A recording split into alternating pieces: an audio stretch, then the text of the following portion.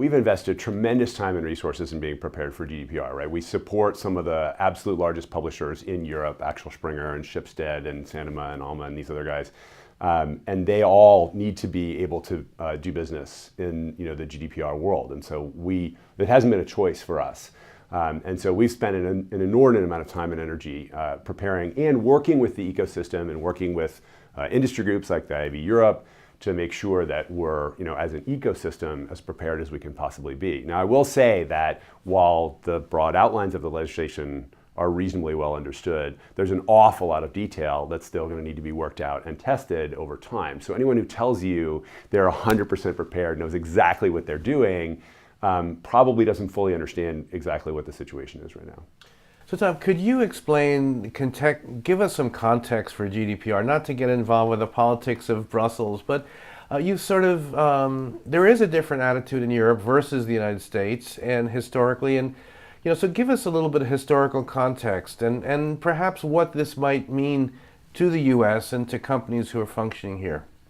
Yeah, I mean, there's a different mindset. I think everyone understands the basics of the virtuous cycle, which is that publishers need to be able to create high quality content. Consumers want to be able to consume high quality content. To pay for that, you have marketers who want to be able to reach consumers and pay the publishers to create the high quality content, right? This is the cycle that we have. And so the question is, how do you perpetuate that cycle in a way that ensures that each of the constituents has control over their data, control over their information, right? And we've certainly seen much more in the past. A lot of it's been cleaned up, but there still continue to be bad actors and other kinds of things that make it not as efficient and as comfortable a place as everyone would like. So what it comes down to in the end, I think, is trust.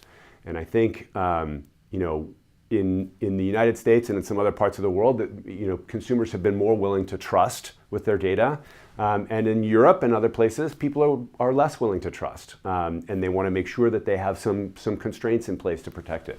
I think it's going to be a really interesting experiment. I mean, there certainly have been doomsayer predictions who've said that the result of this is only going to be that the large companies get larger and all the small companies die out. I don't think that's the case. I think folks like the IAB Europe and AppNexus is putting a lot of our code into open source so that we can enable smaller publishers and smaller technology providers to continue to be able to survive and thrive in this new world, because we think it's really important. But it is going to be a very interesting experiment to see what happens with the virtuous cycle between the marketers, the publishers, and the consumers.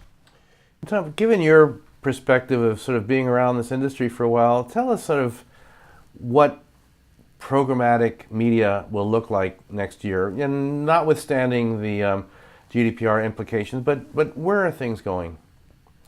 Yeah, I mean, I think things continue to get more and more exciting, right? We see continued innovation in formats with native and more video coming along, and so we see a lot of innovation in that area. I think we see publishers and marketers doing a better job of understanding the value of their data, of understanding how they can take advantage of that in a privacy safe and a protected way, but in a way that actually enables them to take advantage of that.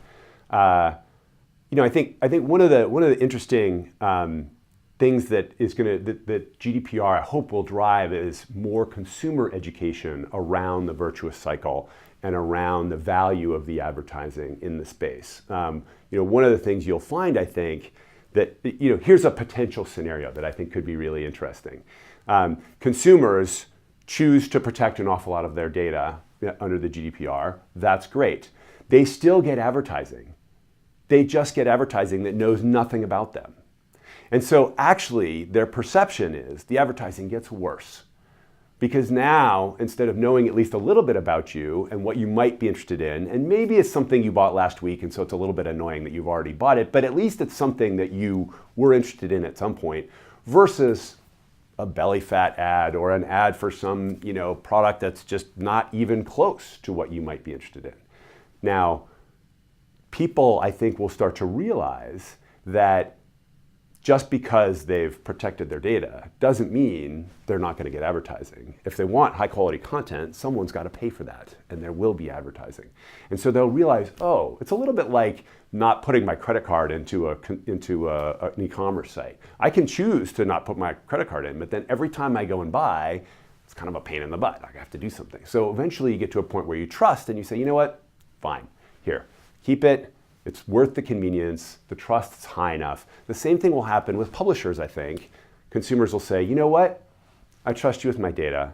The convenience of being able to get decent advertising, maybe less of it because it's higher value, is worth the risk of a little bit of that data. Great. And finally, any takeaways from CES, conversations you've been having? CES is always exciting. It's always fun to see the latest gadgets. I think that the continued conversation in the digital media industry is how to take advantage of some of the new innovation in formats and in technologies, but also to ensure that high quality and independent publishing continues to get compensated the way it needs to get compensated, and making sure that the independents have the technology and the capabilities that they need to do that is what we're all about.